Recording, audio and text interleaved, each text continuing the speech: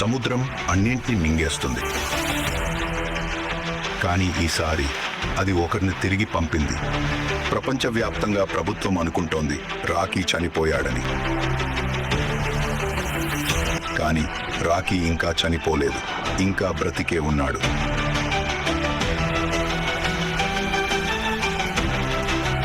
రాకీని కాపాడేందుకు అతనికన్నా పెద్ద గ్యాంగ్స్టర్ వచ్చాడు. అతనే రాకీని సముద్రపు లోతుల్లోంచి వెతికి తీసుకువచ్చాడు.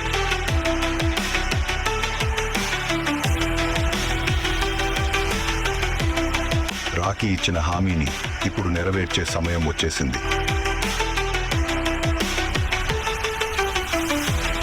ఇప్పుడు ఇద్దరూ కలిసి రామికా సేన్ పాలిస్తున్న ఆ సల్తనత్ను ధ్వంసం చేస్తారు.